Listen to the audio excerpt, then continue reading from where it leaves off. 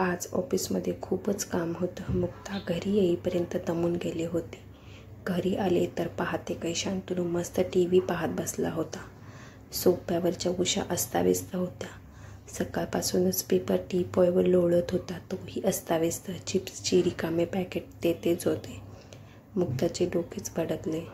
शांतनू, अरे किती पसारा हा. घरात बसून तुला साधं घर पण नीट नाही ठेवता येत का?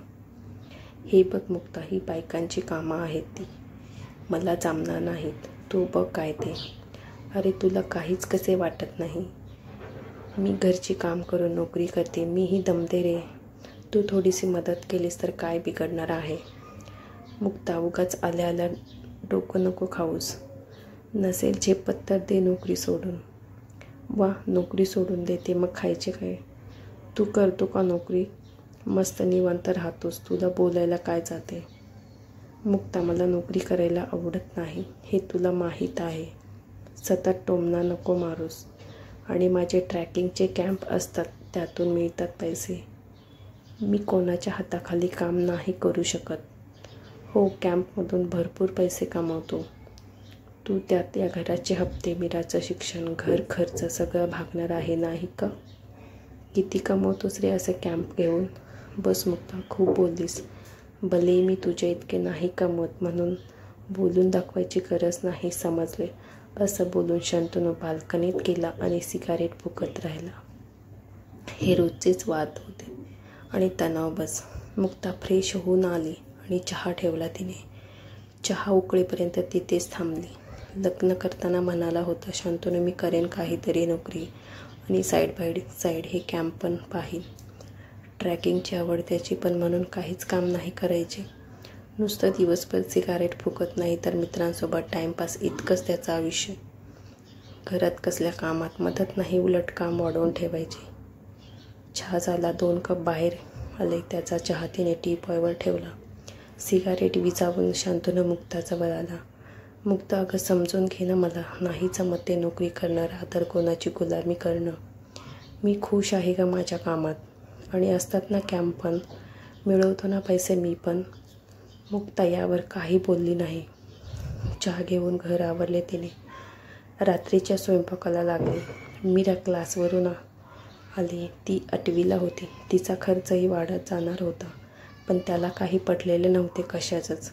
उलट मुक्तालाच बोलायचा, तो उशीर का झाला, कोणासोबत चालली, कारण त्याचा मेल इगो फुकटचा रुबाब करायचा. आपल्यामुळे मीराला त्रास नको, ती आता वयात आलेली आहे. आपल्या दोघांच्या भांडणांचा परिणाम तिच्यावर व्हायला नको, अभ्यासावर परिणाम होय, म्हणून मुक्ता शक्यतो शांत राहत होती.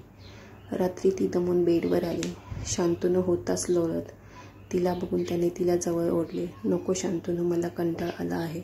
हो का, माझा आला असेल कंटाळा, नाही का? मी असा बिनकामाचा युजलेस तसं काही नाही. उगाच तू उलट अर्थ नको का घेऊ. मी दमले आहे खूप. मग तो उठून रागात बाहेर गेला. मुक्ता झोपण्याचा प्रयत्न करू लागली. मुक्ता, आज ते प्रेझेंटेशनचे काम पूर्ण करून जा. उद्या सकाळी मला फाईल लागेल. विनीत, मुक्ताचा बॉस म्हणाला. हो विनीत, पूर्ण करूनच जाईन. विनीत बॉस असला तरी ऑफिस स्टाफशी तो अगदी मोकळेपणाने वागत असे. त्यानेच सगळ्यांना त्याला नावानेच बोलायला सांगितले होते. आणि विनीत जेमतेम 35 वर्षांचा होता. त्याची ॲड एजन्सी होती. मुक्ताचे काम संपले तेव्हा 7 वाजत आले होते. विनीतही थांबला होता. मुक्ताने शांतनूला कॉल करून तसे सांगितले. तो काहीच बोलला नाही. मुक्ताने काम संपवून फाईल विनीतला दिली. मुक्ता, कशी जाणार आहेस घरी? मी कॅबने जाईन. आता बसला थांबायला वेळ नाही. इफ यू डोंट माइंड, मी सोडतो तुला. रात्रही झाली आहे. नको विनीत, मी जाईन ना. अगं आता एकटी कुठे जाते? चल ना, मी सोडतो. ओके चल, म्हणत मुक्ता तिची पर्स घेऊन आली. विनीतने कार पार्किंगमधून बाहेर आणली. मुक्ता त्याच्या सीटवर बसली. ती मागे सीटला मान टेकवून बसली. मुक्ता, काही प्रॉब्लेम आहे का? विनीतने विचारले. नाही रे, जरा दमले बस. पण तुझा चेहरा सांगतो आहे की काही विचार करतेस. नाही रे विनीत. ओके म्हणत त्याने FM सुरू केले. मुक्ता डोळे मिटून बसली होती. तिच्या घराजवळ आल्यावर विनीत बोलला, आले घर मुक्ता. ओके म्हणत तिने डोळे उघडले, खाली उतरले. Thank you Vineet. It's okay Mukta, खूप दमली आहेस तू, take rest. Good night Vineet म्हणून मुक्ता लिफ्टकडे आली. शांतनू गॅलरीमध्ये होता. त्याने मुक्ताला पाहिले विनीतसोबत येताना. मुक्ता घरात आली. छान चाललं आहे तुझे. मुक्ता कामाच्या नावाखाली फिरणं. शांतनू, वाटेल तो नको बोलूस. मी ऑफिसमध्येच होते आणि लेट झाला म्हणून विनीत सोडायला आला. हो हो, सगळ्यांना सोडायला जातो का तो? तू सायको झाला आहेस शांतनू. तुझ्याशी वाद घालणे म्हणजे मूर्खपणा आहे. तसा शांतूने तिच्याजवळ आला, तिचे मनगट जोरात पकडले. त्याने बोलला, मला मूर्ख समजतेस काय? मला दिसत नाही का तुझी वागणे? माझ्यापेक्षा जास्त कमावतेस त्याची माज आहे का तुला? शांतनू, सोड माझा हात. कुठे गेली होती सांग मज्जा करायला, म्हणूनच मला नकार देतेस ना? माझा कंटाळा आला आहे तुला.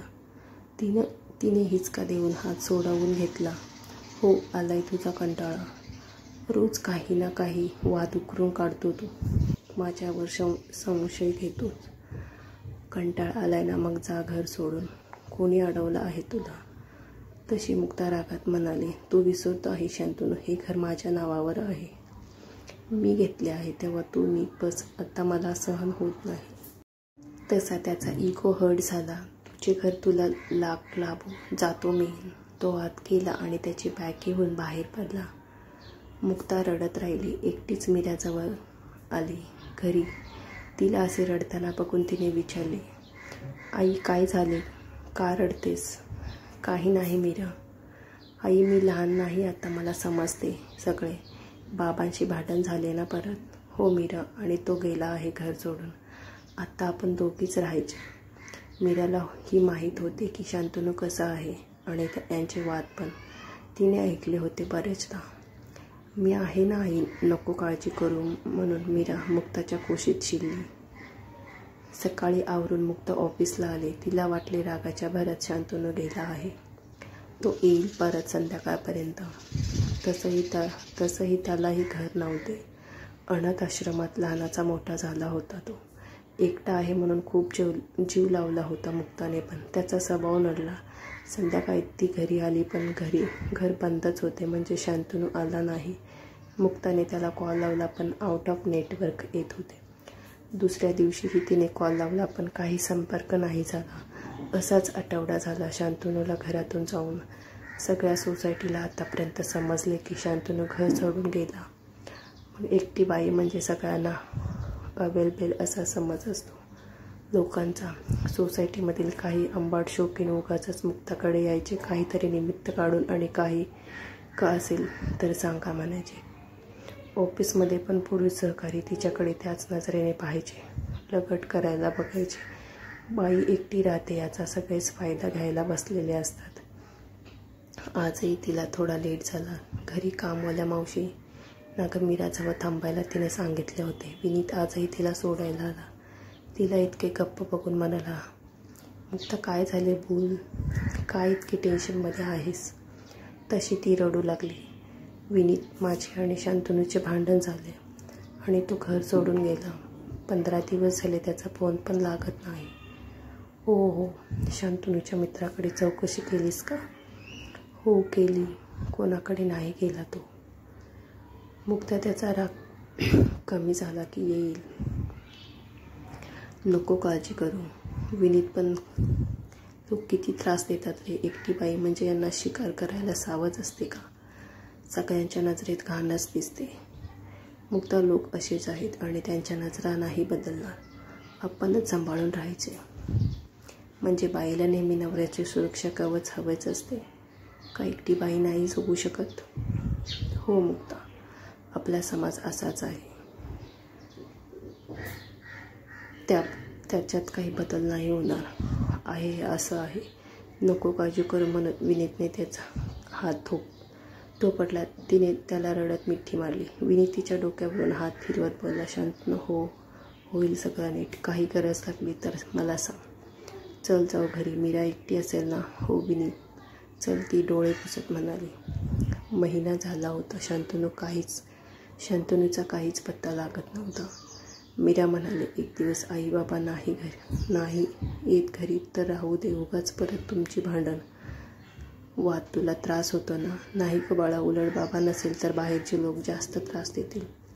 तुला नाही माहीत, बाहेरचे लोक जग खूप विचित्र आहे. आपल्या दोघींना बाबांचे कवच हवंच तर आहे, पण आपण सुरक्षित राहू शकतो. नाही तर बाहेर मोकाट फिरणारे लांडगे आहेतच लपून बसलेले. नावाला का होईना बाईला नवरा हवा आणि मुलीला बाप. मुक्ताने पुन्हा एकदा शांतनूचा फोन ट्राय केला. रिंग होत होती. शांतनूने कॉल उचलला. तोही बाहेर राहून कंटाळला होता आणि त्याच्याकडेचेही पैसे सम नव्हते. मोठ्या तावात तो बाहेर पडला होता, पण निभाव नाही लागला. त्याचा पैसे संपले तसे त्याला मुक्ताची आठवण आली, म्हणून त्याने फोन घेतला. फोन का केलास? शांतनू, माझे चुकले, मी खूप बोलले तुला. तू घरी परत. तू काही करू नकोस. मी काही बोलणार नाही, पण तू घरी ये. मुक्ता, माझंही चुकलं ग. मी तुला नाही समजून घेतले. मला माफ कर. माझी चुकी समजली. मी मिळेल ती नोकरी करेन, पण तुला त्रास नाही देणार. प्लीज मला माफ कर. हां शांतनू, तुझी चूक समजली ना. बघ मग बस, आता सगळे आले. तू घरी ये म्हणत मुक्ताने फोन ठेवला. मुक्ताला माहेरची कोणी नव्हती. तिला भाऊ असून विचारत नव्हता. आई बाबा एका अपघातात गेले होते. नवरा नावाचे सुरक्षा कवचच तिला हवे होतं. या समाजापासून स्वतःचे